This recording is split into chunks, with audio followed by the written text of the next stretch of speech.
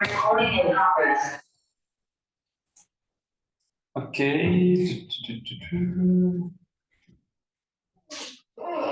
Yeah, Pedro is not coming, so I think we can start.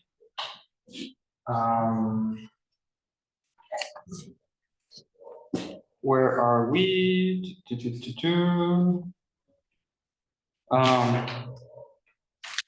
I think last time I missed a theorem to finish the chapter 5, the very long chapter 5.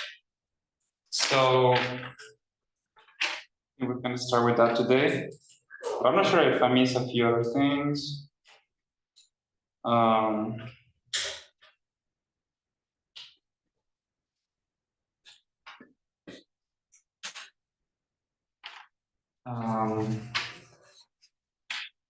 So okay, yeah, let's begin with the theorem, which is the conclusion of chapter 5.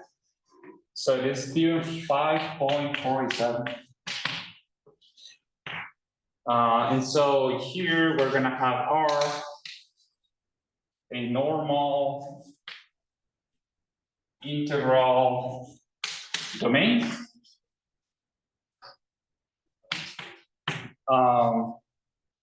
And we're going to assume that it has a Cartier operator. Remember that this is a very mild thing.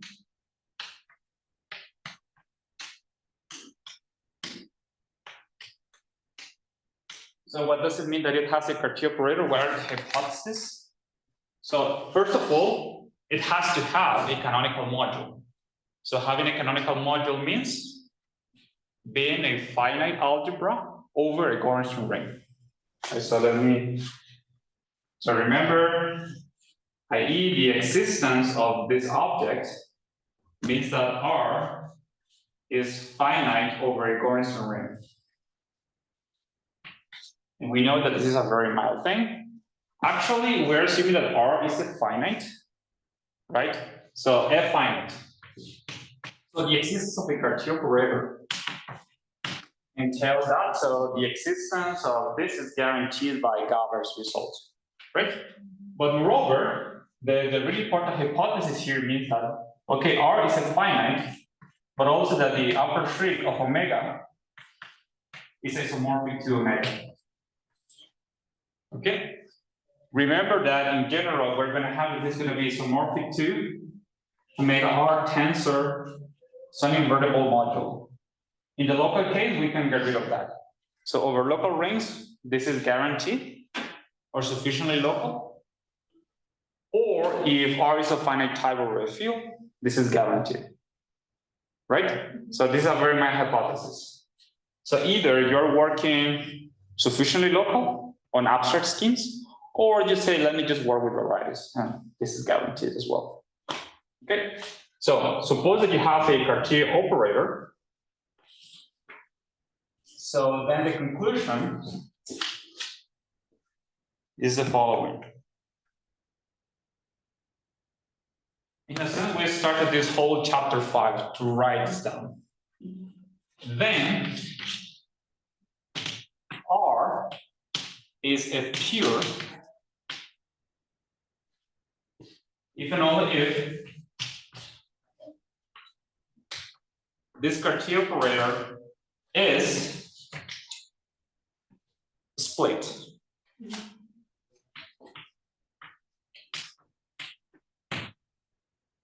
What does that mean? So let's write it down again. So we have this Cartier operator, which was very defined actually by Cartier in very specific context, but so we have the same. And so this being a split means that it admits a section like this. Okay? So it means that there exists a map going the other way, such that you have a commutative diagram. So this implies in particular that the Cartier operator is surjective. Right? So this is going to imply that actually this is a direct summand of this other one. So i.e. by the splitting lemma from basic algebra. This means that we have the R. Let's call this section, how you want to call this section? Let's call it sigma. So you have it, and so here you're going to have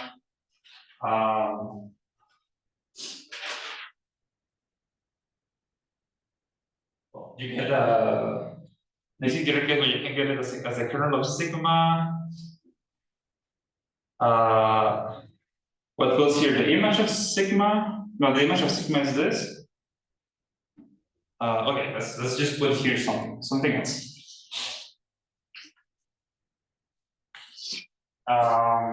Okay.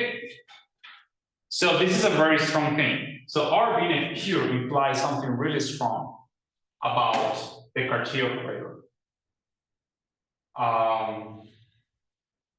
So what else over here? So notice that if the source here is a projective R module, then surjectivity and the splitting are equivalent notions, right? What is the definition of a projective module? A projective module is a module such that whenever you have a surjection onto that module, it has to split. Okay? So, and when is this projective? It is projective when Kr is a Cartier divisor. So for example, if R is Macaulay, it means literally that your brain is Gorenstein. Okay? So this is not part of the theory. This is something we have mentioned already. Recall that R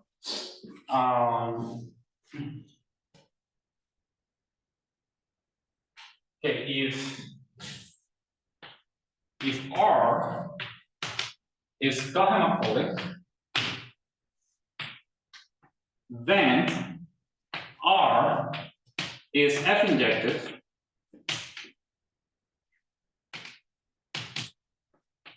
if and only if the Cartier operator is what goes there? If it is surjective,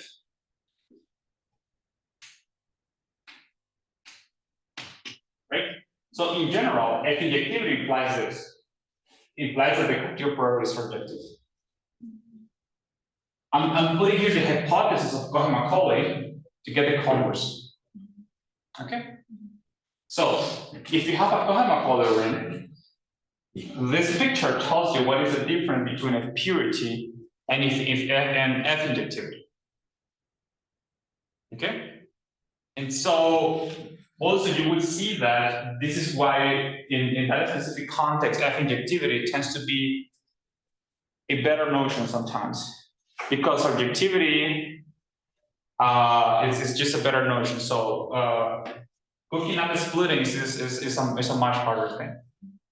So for example, you will see that in type of problems such as the so-called deformation problem that we haven't mentioned so much. But yeah, so this is the reason. This difference. Like if purity entails to cooking up a splitting, whereas objectivity is much nicer in the sense that the only thing you need is surjectivity. That is something, for example, you can check locally and so on. What else?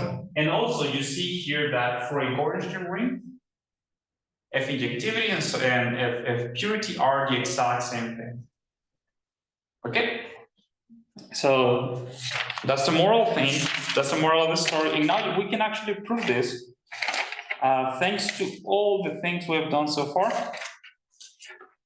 I printed this in a way that is flipped, so it's kind of hard to see. So let's prove this. Any question with this statement?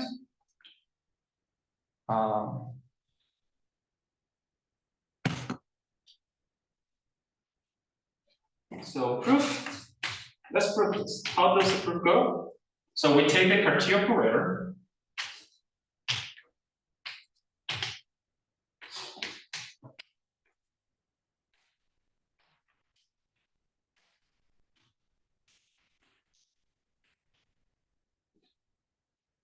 And so it splits. if and only if, so does the trace.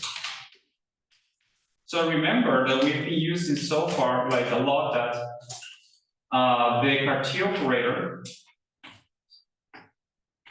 is very classic on normal rings, and so we can move it around. We can change what its domain and codomain are, and we get different maps. In particular, we get all the traces. So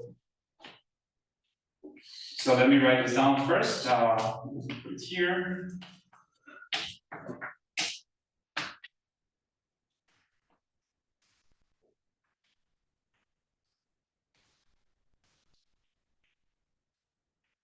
So can someone tell me how can I go from this map to this map? What is what we do? If you remember, this is plasticity I was telling you about the other day. How can I take a map like this and change its domain to whatever I want, essentially?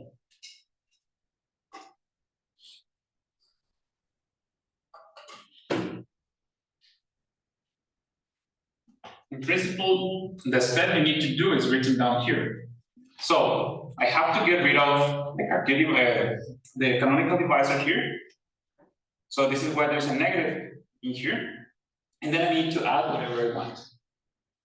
So the way you do this is that you take your Cartier operator, you twist by whatever you need to get rid of this, and then you add whatever you want, and then you reflexify. And so you get what you want, and then you have to do the math here to fix it. So again, it is just this principle when you have maps between, let's say, divisors or reflexive modules of rank 1, you can just take them and you can just mold them to what you want. Okay, so okay, well, if and only if this one splits. Sorry. And for all D, and remember that we call this map the trace. Why is it the trace? Because there is an isomorphism that we used the other day from this to, if we can write down something like this.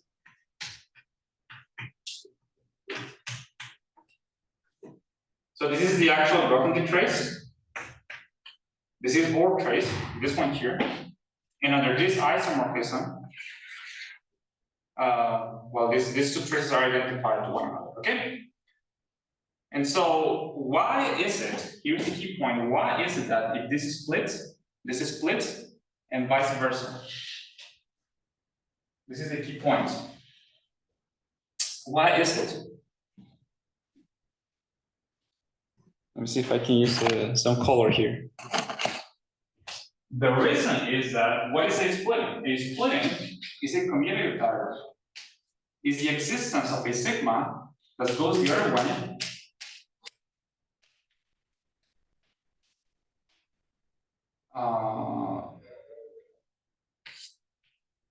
Here you have the identity map. This commutes. All right. So this process here is functorial. Tensoring is a functor. Reflexifying is a functor. So if I take the whole splitting and I make it go through this process, well, I end up looking at a splitting for this map. You see, because I can take the whole diagram and go through this functor, and that's going to give me a splitting of this map. But this process is completely reversible, right? In other words, the Cartier operator itself can be recovered from this map. How do you do it? Well, you take the trace, and you're going to tensor by the completely opposite thing. You're going to take KR, then you're going to subtract D, and then you reflexify. So by the same principle, if you have a splitting of this map, again, this is going to be a commutative diagram like this. You can apply the Phong term, and you're going to get the splitting of that map.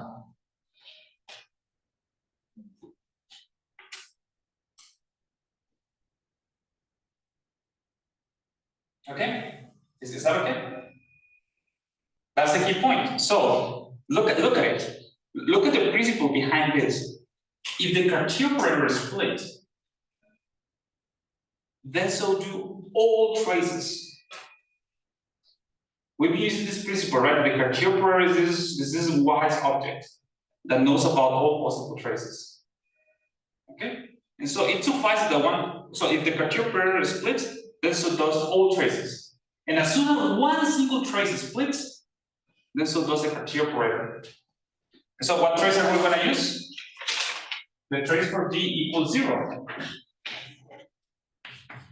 In particular,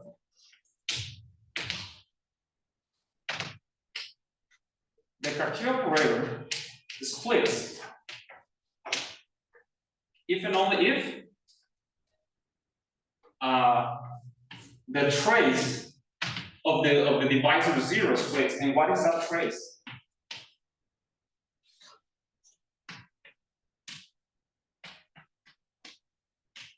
Let's write it down here.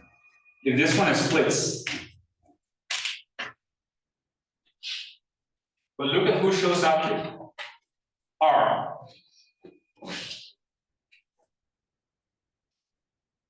And why is R?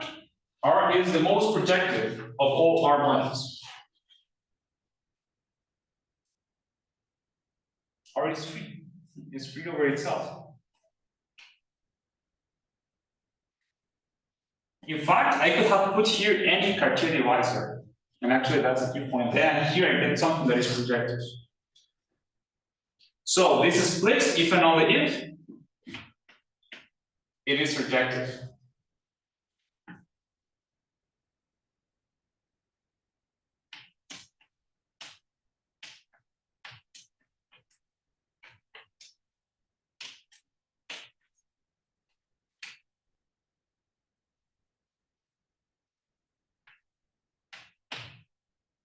And what does the surjectivity of this mean?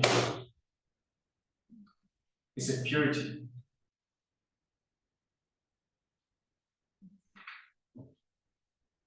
Because, what is this? Again, this is isomorphic to the F upper shriek of R. In other words, this is isomorphic to this concept. But certainly the isomorphism we wrote down explicitly in previous lectures goes this way. Let me put it like that. And here you have the trace. And what is a trace? You take the phi and you evaluate it at 1. And this is what the trace we're writing down here. So this object here is isomorphic to this one. And you remember that if this is surjective, then your ring is a pure. It's actually a split, but over a finite ring it's the same notion, right? So if this is surjective, it is because you can hit 1. There is phi, such as phi of 1 is 1. So you have a Frobenius split. Okay? And that's it. That's the proof. And of course, it's a stupid proof, but it's thanks to all the hard work we have done by working with normal rings and understanding what these objects actually mean. So how to look at the key, right? The key here is to transform this object into this one. And when it becomes this one, we can just move things around as we wish. But also it's important to notice here that, okay, here this is split for surjectivity, but I cannot do that here. I cannot replace a splitness here for surjectivity because this is not projected. Is there any question with this proof? Okay. So it's a wonderful theorem. It tells you a lot about the truth nature of F-injectivity and F-purity. So now we're going to move to a new chapter. If there are no more questions. And we're going to put a lot of effort into now cooking up a similar picture, but for F regularity and F rationality. Okay? So that's going to take us a while, but we're going to do it.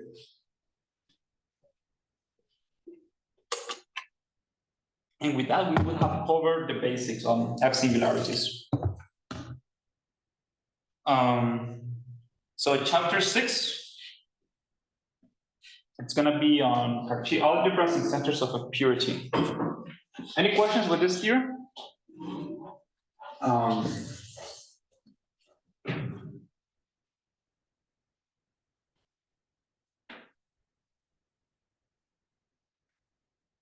Okay, so the final comment about this theorem that I want to just make very explicit is that it shows that F-singularities is something about the Cartesian operator.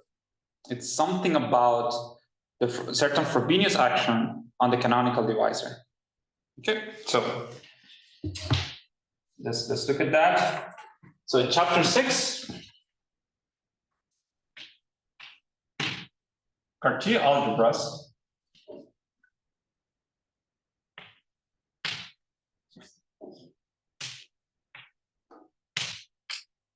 Well, modules, I guess. And centers of a purity.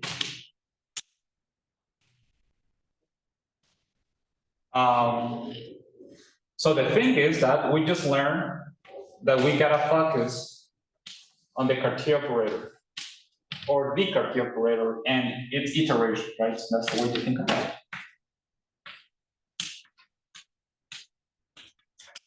Okay, again, the lesson from chapter 5 is that we gotta look at this. Okay, but this is just a particular example, the most important example of a Cartesian module. So now we're gonna try to look at them more abstractly. Again, trying to use as much as possible the language of commutative algebra, right? So we're gonna try to cook up rings, and that are a bit weird, but very nice, and modules over those rings. So let's start with that. So let's look at the following definition. First of all, Cartesian algebras. Let's just say that a Cartesian algebra over a ring R. Okay, so here what we're gonna fix a base ring. So this is fixed, and of course it is a ring of positive characteristic that is going to be Noetherian, as it is always the case, plus a finite.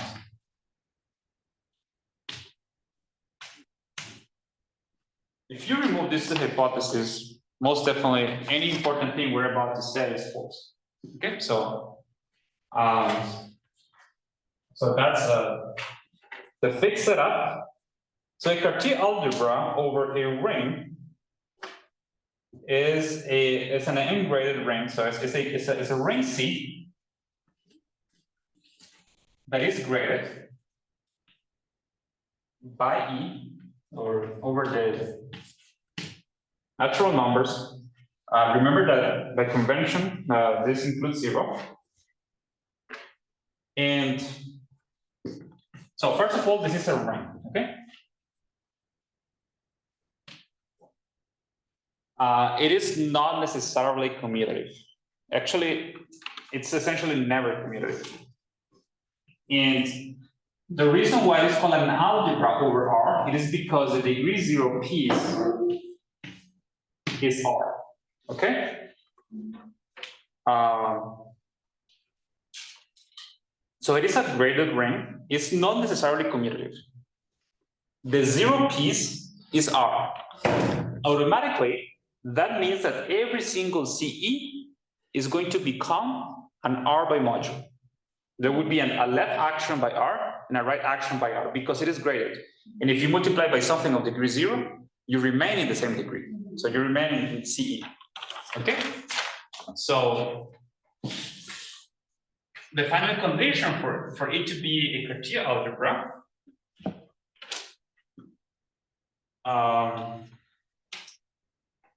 okay, so such that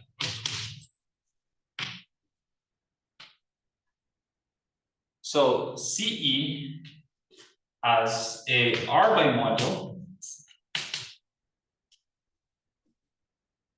satisfies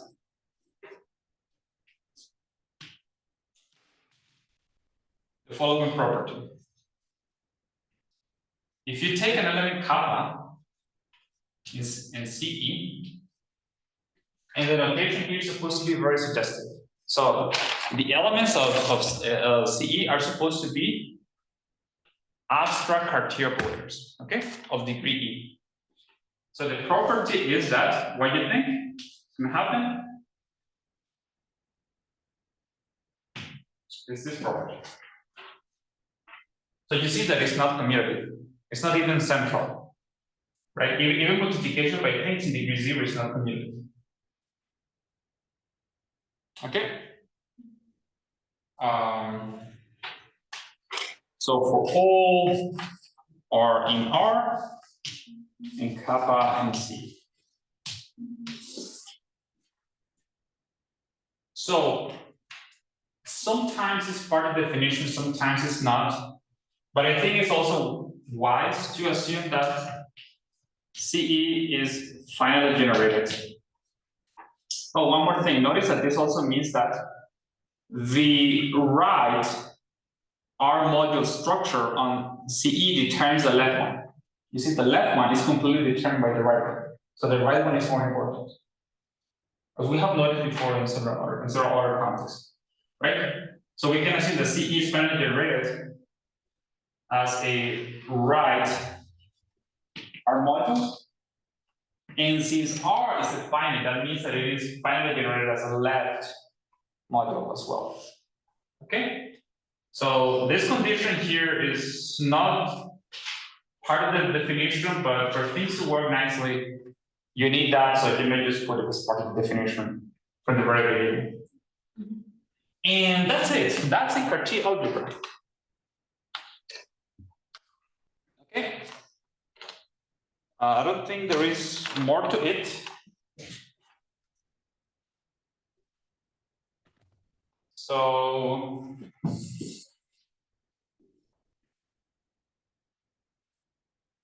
just to fix notation, this Cartier algebra has a redundant ideal, which is going to be this C plus. So we're going to take simply the elements of positive degree. Okay, as you do with normal graded rings. So this is the irrelevant. So this is called irrelevant or redundant? No, the irrelevant, right? The relevant idea of a graded ring. So let's keep it over there. Now let's look at examples. Examples. First of all, we have three Cartier algebras.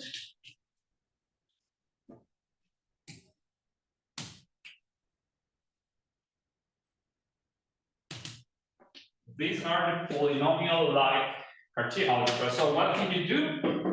You can take C to be, for example, let's do this. Let's take R, and let's add a variable kappa.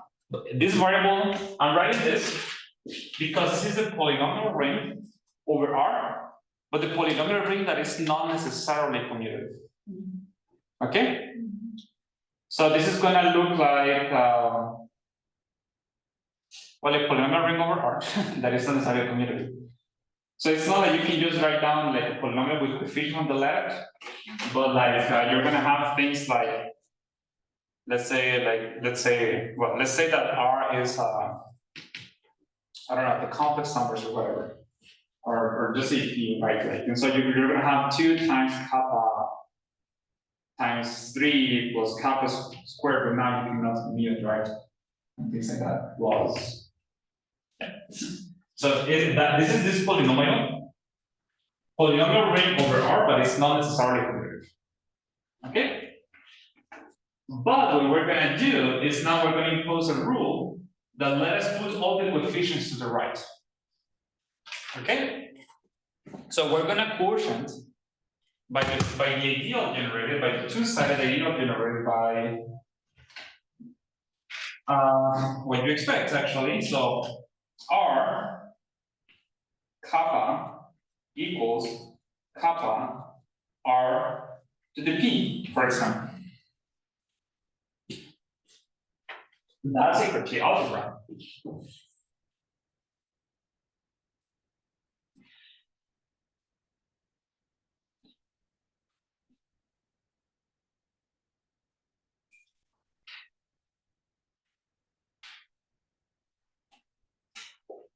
Cauchy algebra over R. And actually, we know pretty well what it looks like. Can you tell me what CE is going to be? As a right R module. Because remember, once we know the right R module structure, we completely know the left one.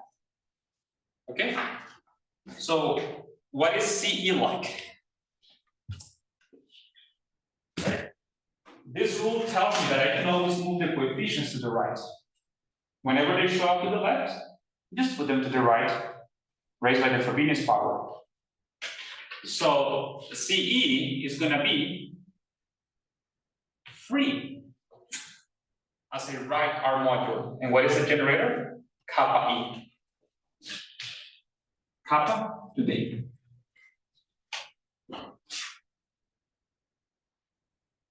So this one really looks like a polynomial actually, where everything is on the right. And they can be moved to the left. Well, not always, right? Whenever they have whenever they're raised to the some p power, then they can move to the left, but not all the time.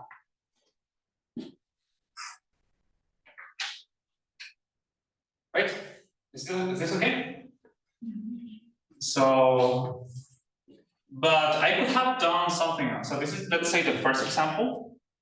But I could have done also something like, okay, let me define it to be, again, this polynomial ring, but I'm going to quotient by a different relation. Essentially, what I'm going to do is that I'm going to give kappa a different degree. So I'm going to say that this is going to be R to the cube. And so what happens when you do this is that then if we look at what C is in degree D, let's say, then this is 0 if E doesn't divide D. Let's say if D is different from 0 modulo E. And then it's going to be equal to kappa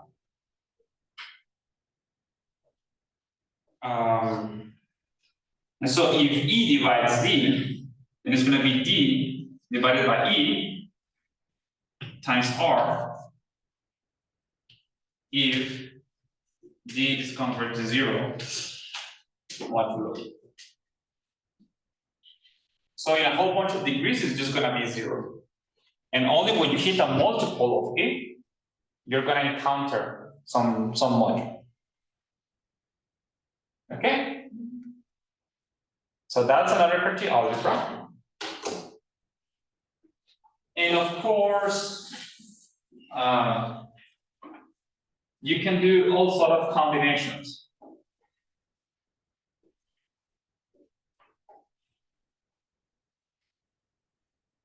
So the other thing you can do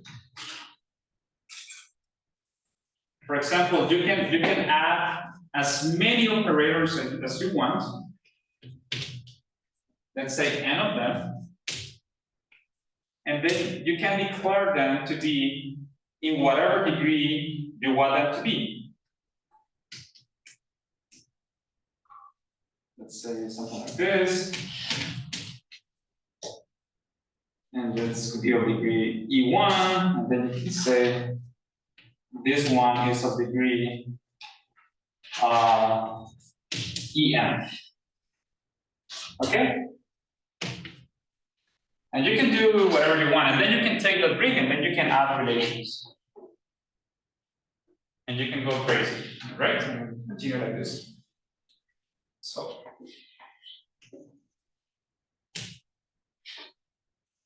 So in particular, this gives us the notion of finally generated Cartier algebra.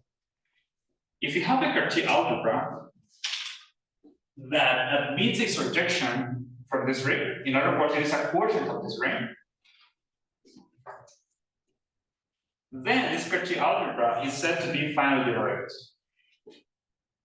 It's said to be finally generated in Cartier algebra. It is generated by who? Well, by whatever the image of this kappas is. This is just a Cartier algebra that is freely generated by this kappas. And if you have a quotient, it means that it is generated by the image of those subject to some relations. Right?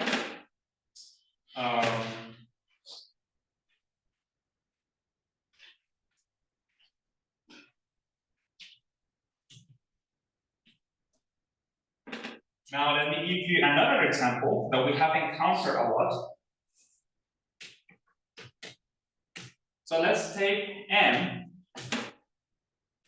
to be an R model, and let's take it to be finally generated.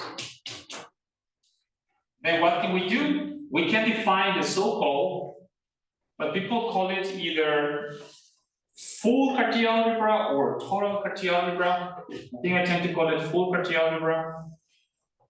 So what you do, well, it's the so-called CM.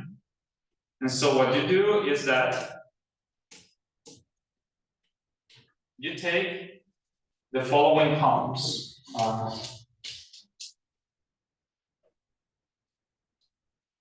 Let me play a trick. It's going to be CEM, right? And so I'm going to write down here what this is. CEM is going to be, by definition, the Hom module of Frobenius push forward of M to M.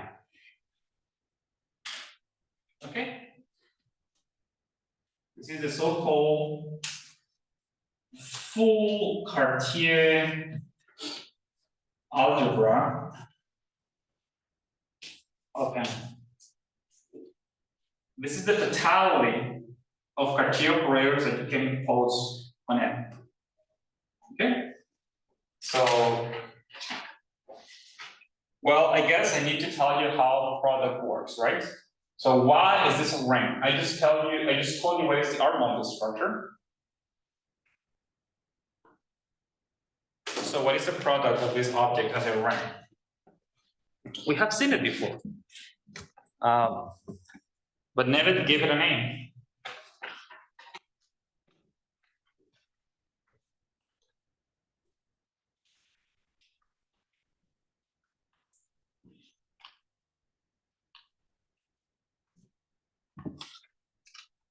So let's take phi in here, right? So this means that phi is a map that goes from here to here, our linear map. And let's take psi in here. This means that psi is a map that goes from here to here. And I need to tell you how you multiply them. So what is phi times psi? So here, of course, E and D are natural numbers. Well, what is this? So the way you do this is that, so first of all, who's gonna act first? Well, yeah, it is a psi acts first. So it goes first in the composition. So yeah, so what you do is that you take psi and you push it forward along the E iteration of Frobenius. So what does that give me? So here, if I push forward, I get D plus E.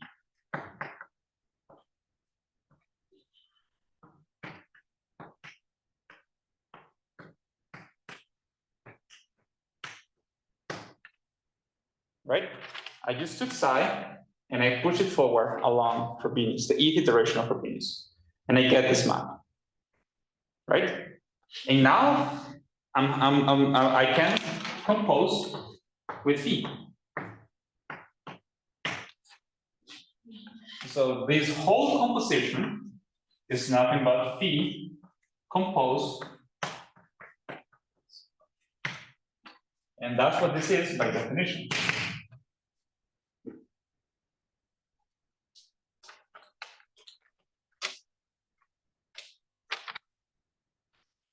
What is your work now? Your job is to verify that this is a ring, a Cartier algebra, and so on. So this is a Cartier algebra. And actually, here I could have put E to be 0 or D to be 0. And actually, that's compatible with the R linear structure. That's part of what needs to be verified. It's true. Okay? So, yeah. This is a Cartier algebra. It's pretty much never finally generated, but it's a Cartier algebra.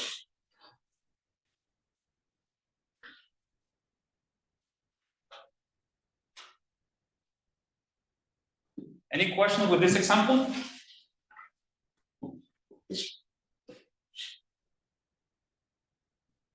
Now we can specialize and we can take an example of the example. And we can take M to B for favorite type of modules, these fractional ideals.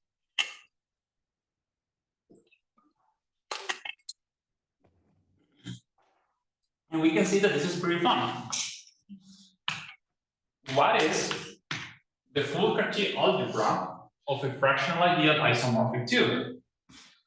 Well, we have noticed that every single piece in degree E, we have noticed already that this is isomorphic to R, 1 minus Q, canonical divisor minus E.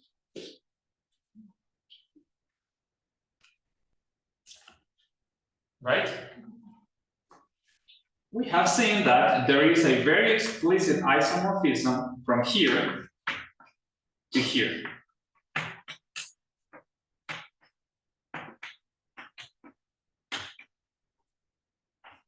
What is it? You take S and you send it to the trace times S. Okay. So we can try to look at what this multiplication I just told you about looks like here, when you think about it here, right? So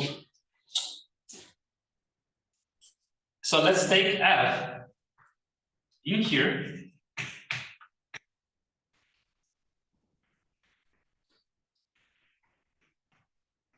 This would be an element of degree E, and let's take an element of degree E prime.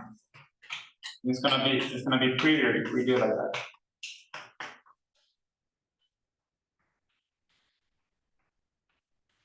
Element of degree E, element of degree E prime.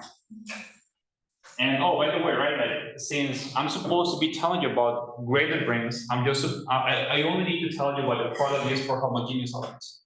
And then you extend by linearity. So what is the product? What is the product of these two things? I'm supposed to take an element here, and I'm supposed to get an element who is supposed to live in degree e plus e prime. So it's supposed to be an element of 1 minus q e prime. Okay, r minus. What is that?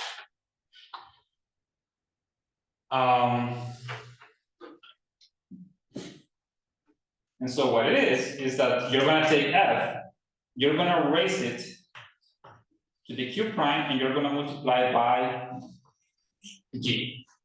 Remember that f and g, well, when they are not zero, if they are zero, the product is zero. But when they are not zero, they are elements of the field of fractions of R. Whenever I write RD, I'm automatically assuming that R is a normal integral domain. Okay? And so this product is taking place inside the field of fractions. Okay? This is an abstract product we are just defining. And concretely is this, where this product here is inside K, the field of fractions of R. Okay? And well, this product I just wrote down here is just a translation of this and what we just wrote down. But we can actually verify that this object lives here. Let's do that to make sure that at least this makes sense.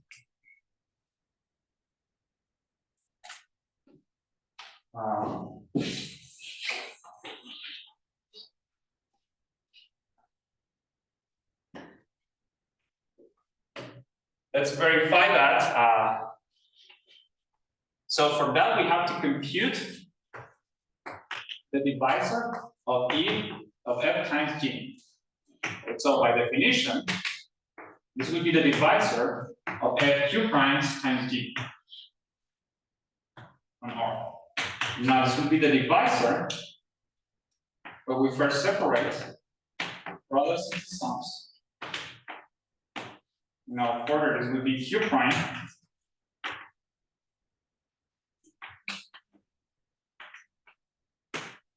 and what is the defining property of F? The defining property is that its divisor is going to be bigger than the negative of whatever shows up here. So I can just go ahead and instead of writing 1 minus q, I can write q minus 1. So it means that this is bigger than q prime, q minus 1. I wrote it q minus 1 because I'm putting a negative, okay, in front of this. And so we get q minus 1, kr minus d plus, same thing here, q prime minus 1, kr minus d. So let's do the math here. You see, q prime, q goes over here. But then q prime is going to cancel with this q prime. And at the end of the day, we just get this, right?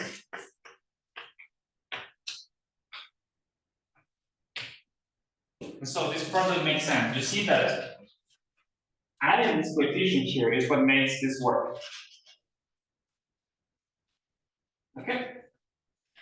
And so indeed, the divisor of this, so this implies that if G belongs to R1 minus Q prime,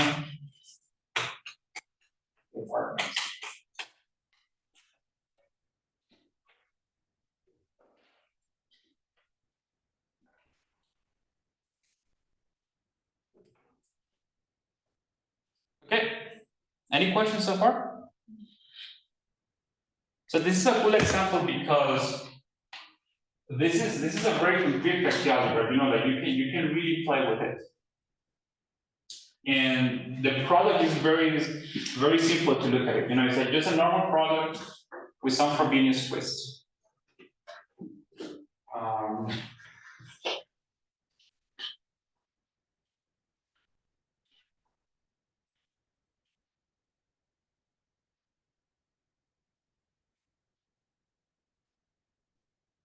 So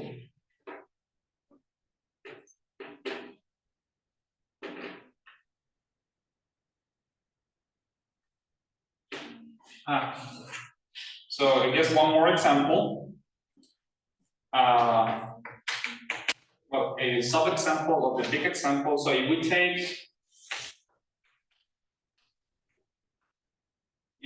we take n elements, and I'm taking them to be homogeneous. So in particular, I'm saying that phi I belongs to Ci EIN. And so then I can define a map from this Cartier algebra. I wrote down a while ago. Let me just say R kappa I equals kappa I R. You know the free Cartier algebra. So the choice of these elements automatically gives me a map of Cartier rings. Cartier algebra, sorry.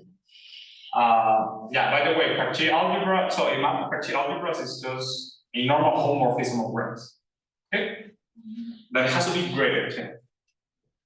So this gives me a map, right? I just send kappa I to phi I. And so the image of this map, which in particular will be a finally Cartier algebra, is going to be denoted by Cn P1 Pn. So Pn. It's just the image.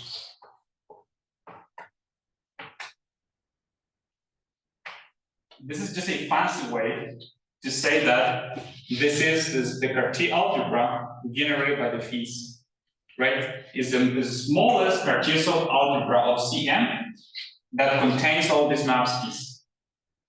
Very often you just look at one of them and just focus on one, and that's a principal Cartier algebra generated by one single map. Okay, so that's another Cartier algebra.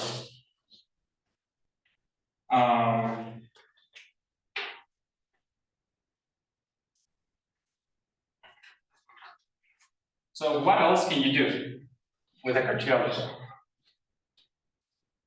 So people essentially do two things. The first thing is the following.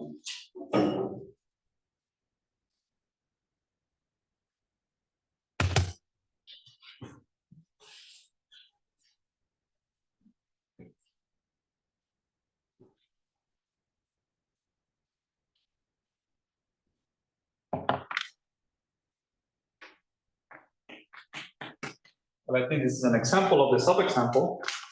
So we can take, remember, n is a finally generated R module.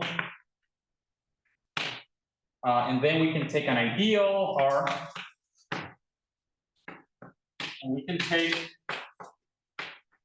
a positive real number. And we'll see later a bit of why, but people do the following. So I didn't come up with this. So this is an object that people study a lot, and it's the following Cartier algebra. In particular, Lorena studies this.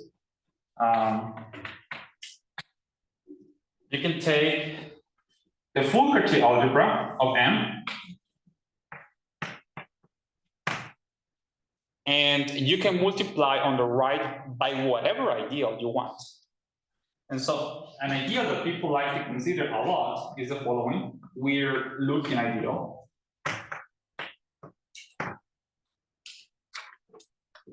Okay, so this is a sub or a Cartier sub-algebra or a sub-Cartier algebra, I suppose, of the full Cartier algebra of M. In every single degree, you multiply by this, right?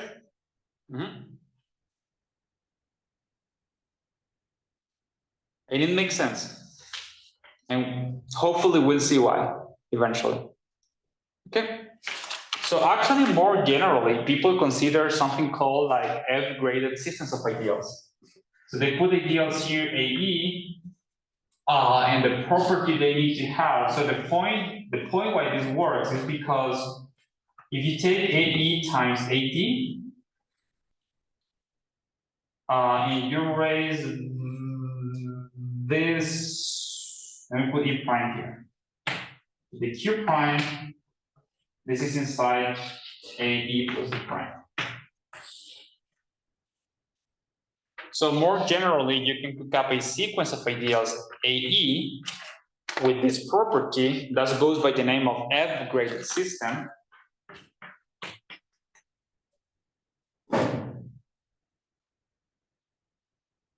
So last semester, you may have attended a talk by Anna Brusowski. She mentioned this. Okay, and you can put this that instead of this, and that works. The point is like whatever I wrote down here satisfies this. Therefore, it gives you a Cauchy algebra. Okay. And there is a whole industry of people studying this because it's supposed to tell you a lot about the singularities of your DLA. Okay. And so very abstractly, the first thing you write down is this Cauchy algebra. Okay. And actually, also the reason why T shows up here is because you like to vary T. You let it vary on the real numbers. So you deform the thing, and that's going to give you F jumping numbers, log canonical thresholds, well, F pure thresholds, and so on and so on. For example, Luis is the expert on varying T here and see what happens. Okay. What I'm trying to tell you is that there's a very abstract formalism that just takes everything into account. So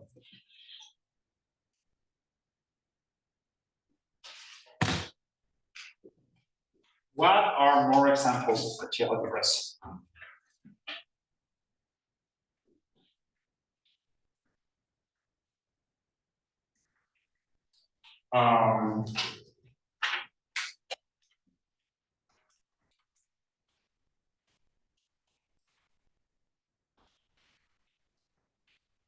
So let's come back to my favorite example. Let's take R to be a normal integral domain. Let's take D to be a divisor. And the new piece of data I'm going to take is I'm going to take an effective divisor delta, and I'm going to let it be a divisor with coefficients in R. Or just rational numbers if you want, it doesn't matter too much. Well, it does, but not for what I'm about to say. So remember,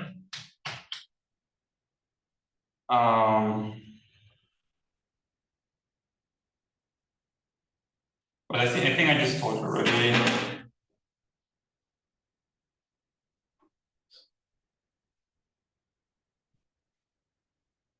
So if I take a non-zero phi in CRD, right? We just wrote down, well, I just erased it. What this Cauchy algebra is. But then you have this, and we know that to this phi, we can attach a delta phi that has two properties. First of all, it's effective, and second, well, it belongs to divisors with ZP coefficients, and it satisfies that HR plus delta P is linear equivalent over ZP to D.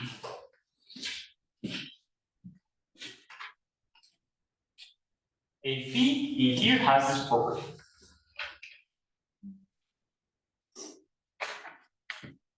So the other thing people do, and there is a whole industry of people studying this, is the following.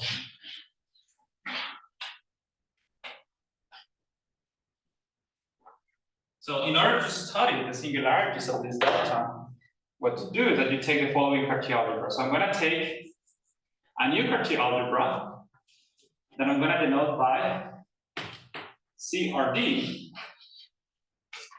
twisted by delta. Okay, so what is this? Gonna be graded. Let's actually write down something like this.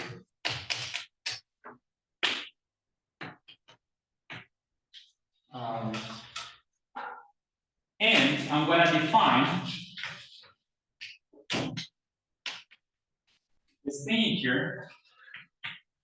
And I'm going to take all the pieces. Well, in principle, this is a sub-Cartier algebra of the full Cartier algebra of RT.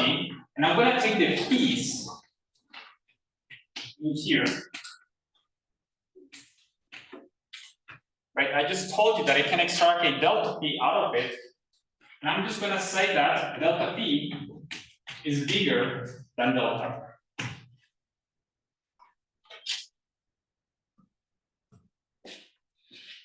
Right? So remember, so here, so my delta P tells me about the complexity of phi, right? And what I'm saying here is I'm going to take those phis whose zeros, let's say, are at most, or actually with certain poles, whose poles are not that bad. They're controlled by a certain delta. Okay? And so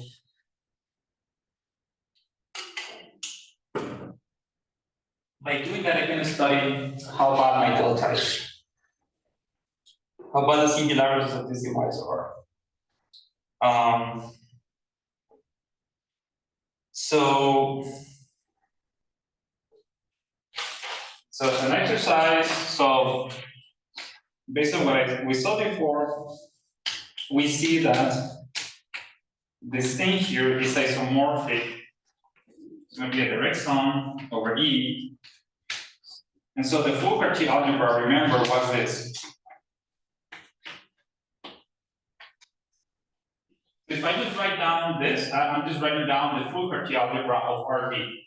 So if I take into consideration this delta, I made this smaller by subtracting the following effective divisor. It's going to be a round up of this divisor. So remember the delta has R coefficients. And so I multiply by this and I get R coefficients. To extract an integral divisor, I have to do this round up. What this means is that I take the round up of the coefficients I get. Right? And so this is the tweak.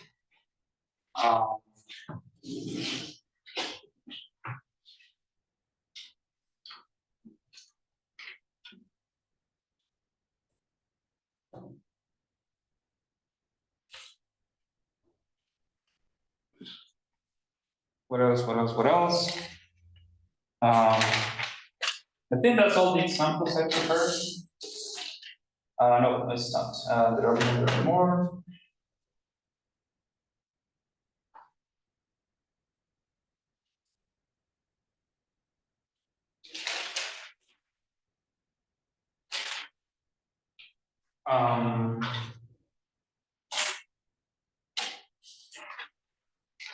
Okay, one more example. Well, a few more. Let's move the camera.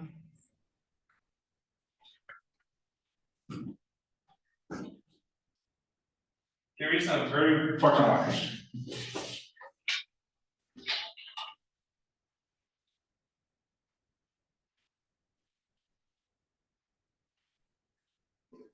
One more thing.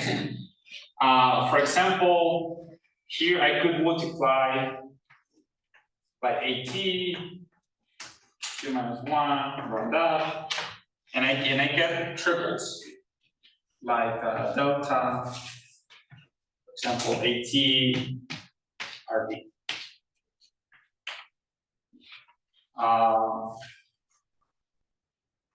And so you can combine information and study everything at once as well. So Example, we may take an ideal of R, and we can define the following. So I'm gonna denote it like this. I'm using these brackets here because I don't want it to be confused with a to the 1 or something like this. Okay?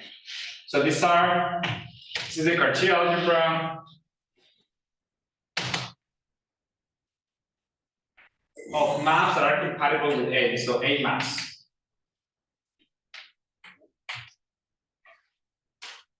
What is this?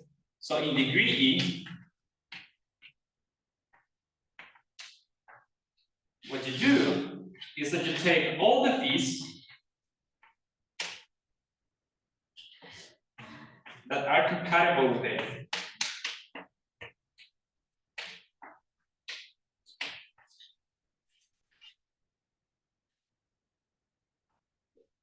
And again, this is supposed to be, so this is supposed to be a Cartier subalgebra of the full Cartier algebra of R.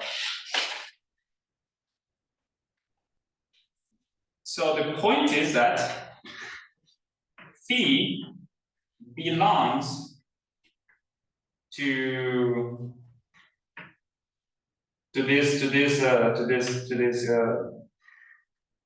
this module if and only if, well, phi is a map that goes from here to here, and there are portions to here, and there's another portion here. And so phi belongs to this if and only if you can take the quotient. If there's a quotient phi bar, that we can denote it by phi modulo A, right? Phi belongs here if and only if phi modulo A makes sense as a map from here to here.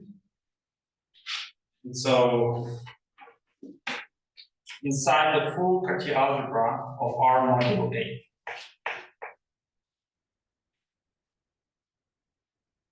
Okay.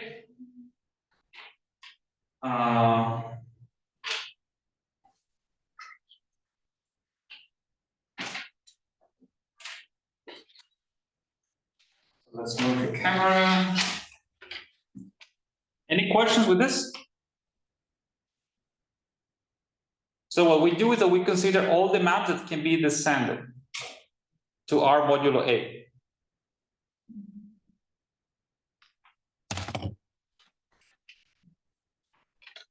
This is going to be very important for adjunction when we get there.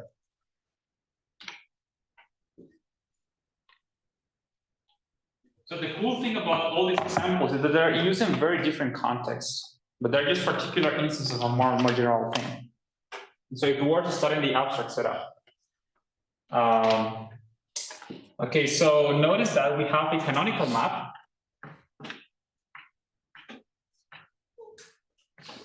from here to here, right? It's just phi goes to phi modulo A. So you have this canonical map of Cartier algebras. And so it's going to have an image.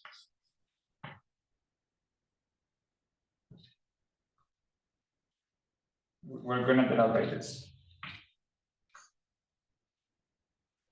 So inside here. This thing here is an R, it's a Cartier algebra over R modulo A. Okay, so it's simply the quotient of this algebra by A. So you go here and you just debug.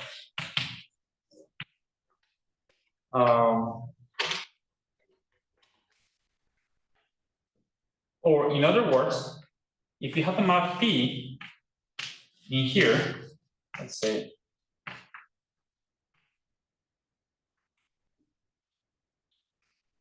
This means that it can be lifted, right? Like you have a map here.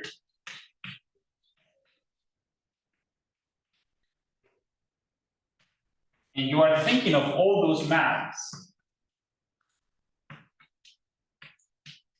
that have a lifting here.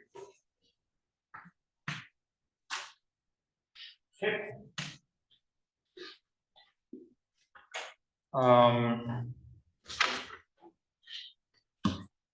And so now we can come back to P basis. We can form the following.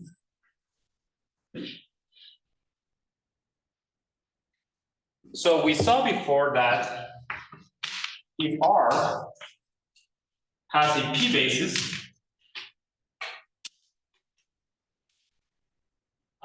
then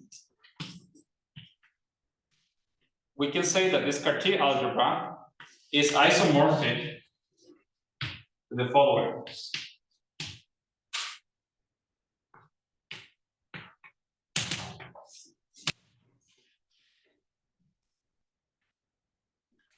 Right? We prove that if R has a P basis, we can describe explicitly those maps that descend to A. And secretly here, what I take is the Frobenius trace and I multiply by these ideals. These ideals form another F-graded system, actually. And that's why this makes sense. And CRA bar, what do you think it's going to be?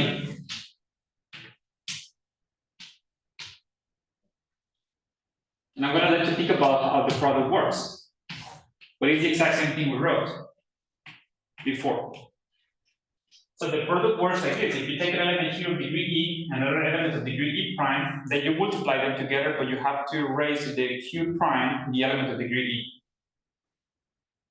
That's going to be the case for all F-graded systems. Like this.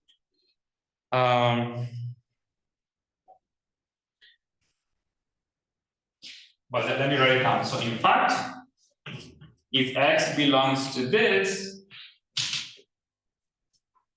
and Y belongs to this, then X to the Q prime times Y belongs to A Q prime A. And so that's how the product works. Okay.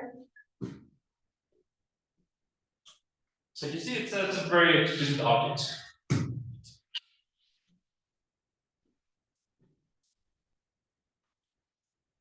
So notice that these are our modulo A modules.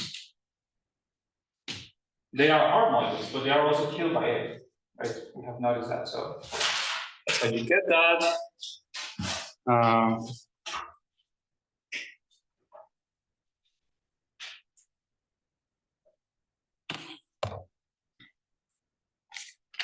So there are more examples in the notes, but then should I write them down? Let me see which ones are the most interesting. Okay, because then I have to switch here. Now so I'm going to put here.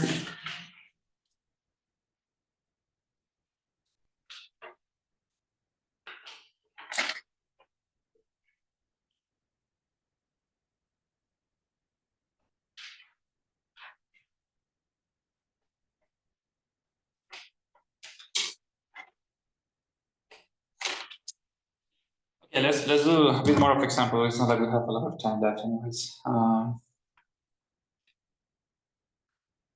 So where are we? Over here. Questions?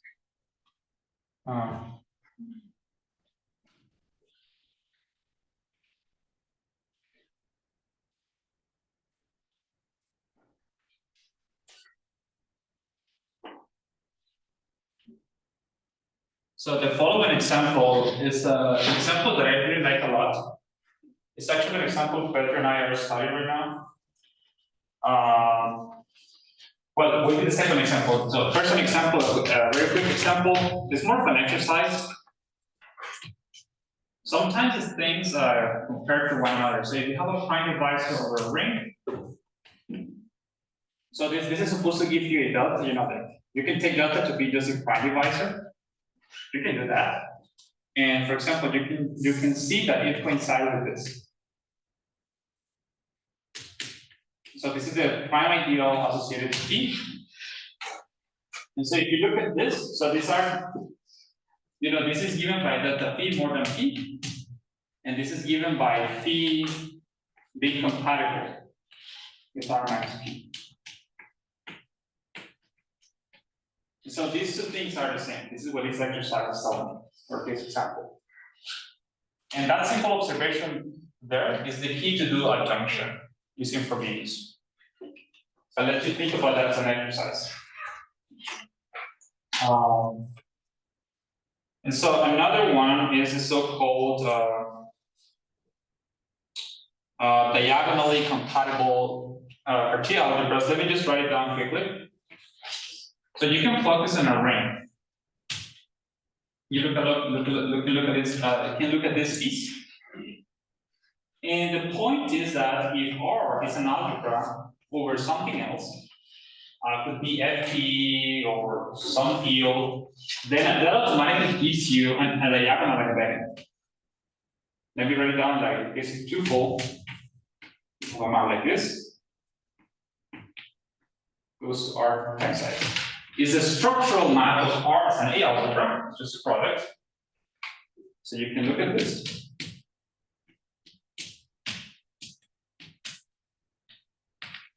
You can look at those phis that can be lifted through the diagonal.